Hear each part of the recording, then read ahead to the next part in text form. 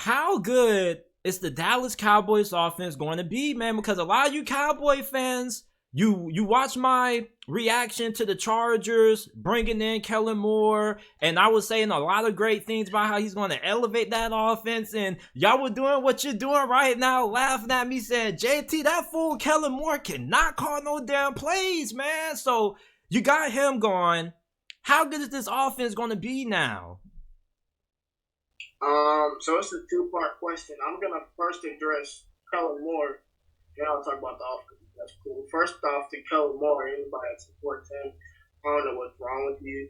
I don't know what you eat, what you drink, but you need to stop. Like, well, coming from a person that watched him call plays for years, like Kellen Moore is not it. This man has no feel of situational football. He has no philosophy. He doesn't like running the ball. It's okay. Some people don't like running the ball. But Kellen Moore, like, in interviews, like, he literally said with a smile on his face, he was like, yeah, when it comes to running the ball, I mean, I'd rather throw it. And you could tell. You could tell. Because he only runs the ball when he has to. I mean, we never schemed up a run for Ezekiel Elliot post 2019. Was a run that could actually get him good yardage. All the yards he got was by himself. Same with Tony Pollard. Tony Pollard is one of the fastest players in the league. Why is he running gap power? Why? What's the point of running gap power with Tony Pollard? You see what I'm saying? Like, we don't have no creativity on strip, zone runs, nothing. And then you get to the meat of like, yo, why every 3rd and 7 you're running stop routes, bro? Every time it's 3rd and 7, you see CeeDee Lamb, Malcolm down, whoever else is out there, Amari Cooper when he was here, run into the sticks and stop. Like, and you wonder why Dak looks, so I guess off sometimes. He's got to go with these plays in his head where he doesn't like them. He doesn't have any really outcomes to audible to. When he does audible to him, sometimes people don't even do what they're supposed to do. It's just Kellen Moore, man. When he got let go of his duties, we all like, thank you, G. It was a parade inside my city. Bro, we were so happy because this man single-handedly ruined so many games for us. Seriously. But the Jacksonville game last year, bro, our defense has just caused a turnover. It's 1st and 10 on the 35-yard line. You want gap power with Tony Pollard. That gets 2 yards. You want gap power again with Zeke. That gets 2 yards. And then what do you do? You let Dak on 3rd and 8 or 3rd and 6, whatever it was, for a freaking 40-yard pass no round to stop the clock to get a ball back to Jackson. Now, granted, Dak couldn't do that. Dak could do the ball away. But why are you calling the pass play? Run the ball again. Make them use their timeout. Bro. Kellen Moore, man. He is. Get it all out, man. It sounds like you got some more to say. Just let it all out. Scream if you got to. I do, because Cowboy fans don't get a chance to speak in a space like this where it's not toxic. There's no way, but y'all just stuck. Y'all teams y'all root for anyone want this game too. Like, what y'all talking about?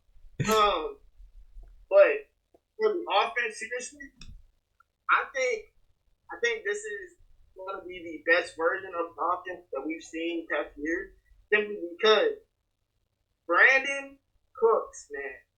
When I tell you, when we got Brandin Cooks, first off, I had a feeling it was going to happen. But when we got Brandin Cooks, man, I was so excited simply because I know Dak Prescott has never had a wide receiver to run that fast. But beyond that, to have a receiver to run that fast and separate the way Brandin Cooks can, and then the thing about Brandin Cooks, people always talk about, he gets traded every 2 years. Well, he gets traded every 2 years, 1,000 yards with 2 years. So, I don't think it's Brandin Cooks gets traded because he's bad. I think Brandin Cooks gets traded because people don't appreciate it. And everywhere he goes, see why he wouldn't get it here. I mean, to have Cook in the locker room with Lamb and especially Gallup, who we God, please have a good year this year. Because he didn't look good last year, man. His route running was bad. Like, it just wasn't good. Route running has always been bad. That's the problem. Michael Gallup, listen. Michael Gallup, the only reason we kept him over Coop was because we didn't want to deal with the whole non-vaccine bullshit. It was never Gallup was better than Cooper. It was Gallup was more of a team player than Cooper. Like, I'm telling you, bro, Gallup, he's not overrated, but he's not a wide receiver too. He's at best when he's right now a third option. He can be that guy that catches those 50-50 balls, the deep passes downfield. You see what I'm saying? But I do think coming off an ACL injury, because coming off an ACL, it takes you about a year. I think we will see a better version of Michael. But I don't know if the best version of Michael Gallup will come out. I don't know who that is. Because that year he had in 2019, we had over 1,000 yards, 6 touchdowns. Well, 3 of them came in one game. So again, it didn't matter if it's one, whatever they call it. So take that with whatever you want. So essentially, he had 1,000 yards and 3 touchdowns. Shot one game on the season. See what I'm saying? So it's like, He took command that season. But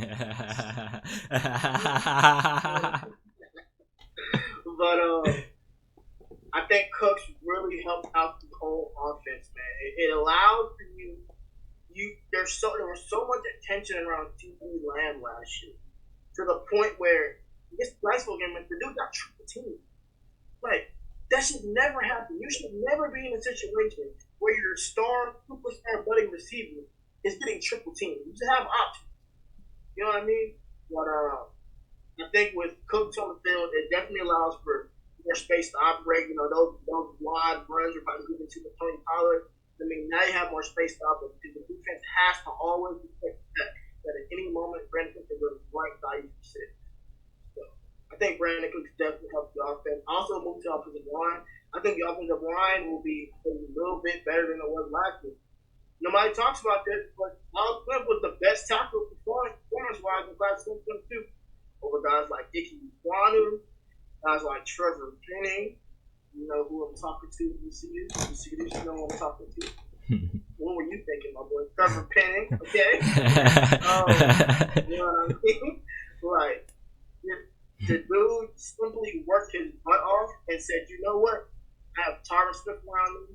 I have Zach Martin around me. There is no excuse why I can't be an elite type of player one day. And put the work in on his body and on his technique. And he had an outstanding student. You know what I mean? We're knock on wood and hope Tyron Smith can stay healthy. But I think the offensive line should be very, very good. Especially with Terrence still getting hurt last year is very underrated for not just the Cowboys, for the whole NFC.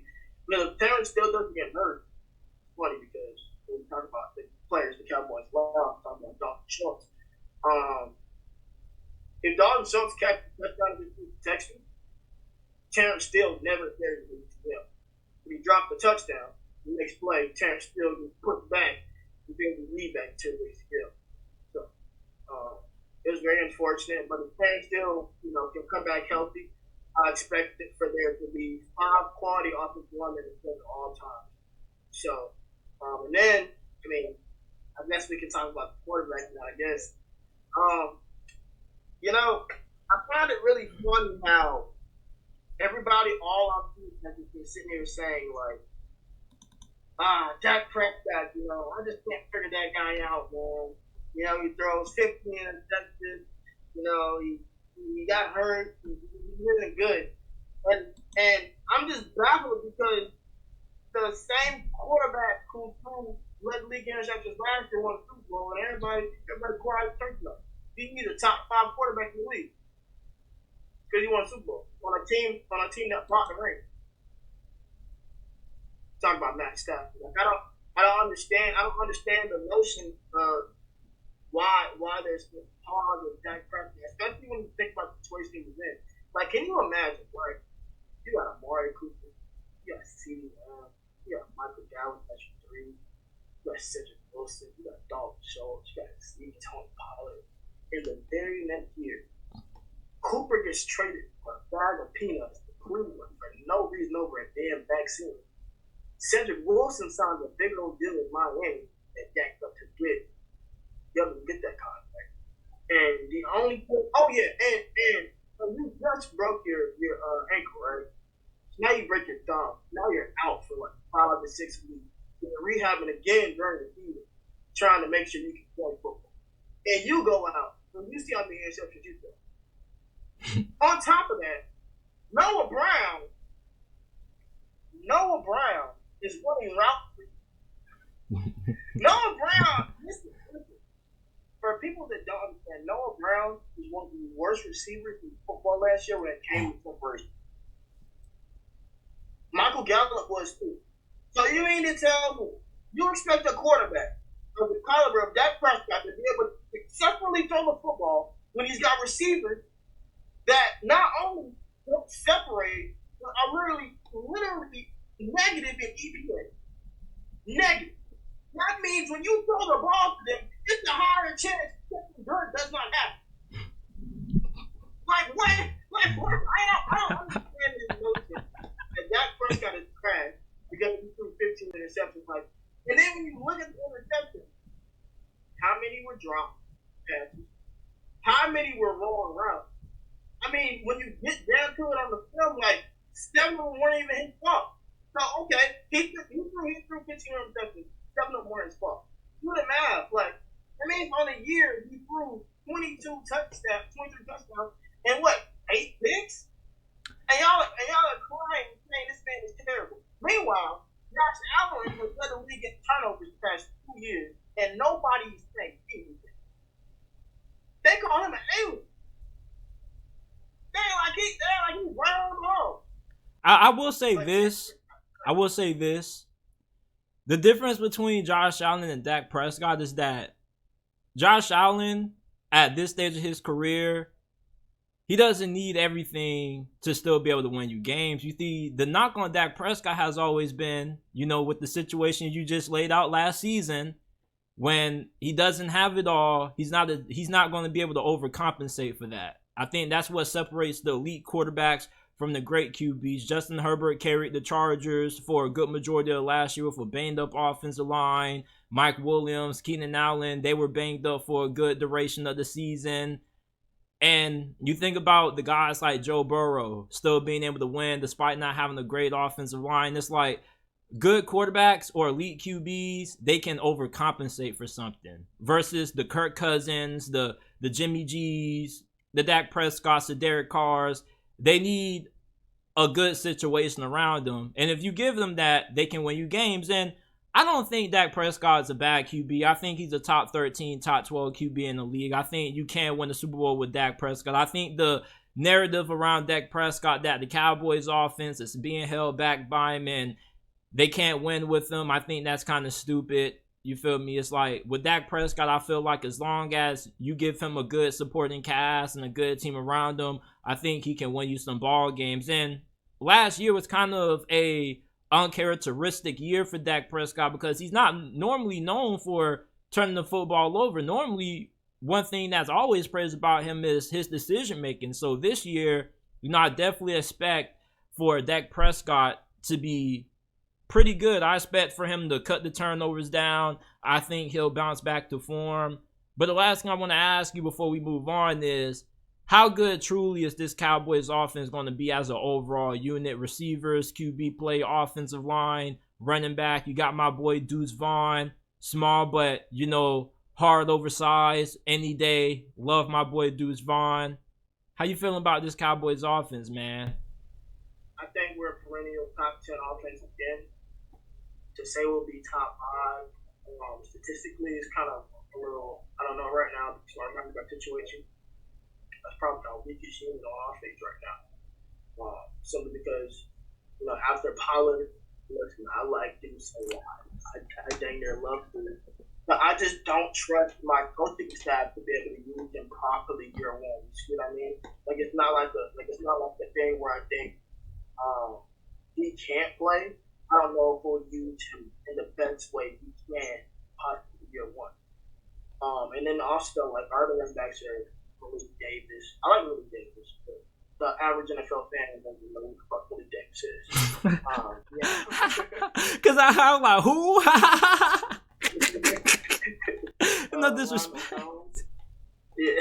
Hey, I mean, no disrespect to Willie Davis. I like you from out of Florida, you know what I mean? Oh, okay. Oh, I remember hearing. Okay. There you go. I was thinking. It took you a while because to the average NFL fan, it's like, ooh.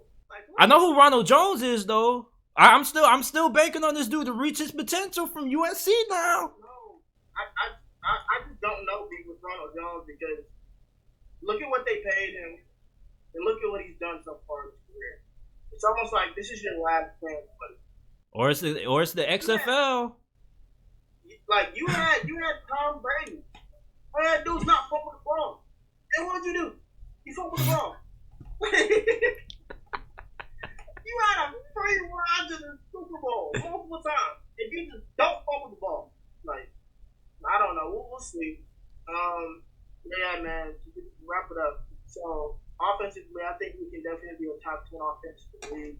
I think when you look at our total offensively, it's really not a lot of teams that match up well with us. So because now with Brandin Cooks, like I was saying, bro, you have to defend the whole field. You cannot spend all your time worrying about CeeDee Lamb, and probably what they're going to do this year is try to, contain Tony Pollard on the edges. It's going to be so hard because at any moment, like, that can really lock the ball over your head, and Brandin Cooks is running away from your defense. So, I think perennial top 10 team. But as far as scoring, though, I think we're going to start 30 a game this year. 30 a game? I think we're going to start 30 a game. Simply because we have to counter this too. So, technically, if you get a turnover and you score a touchdown, like the defense scored a touchdown, it counts for points. So, I think we can get a turnover and the defense and get a point. I think we'll be about that. Plus, we play like some terrible teams. Like we play the Cardinals.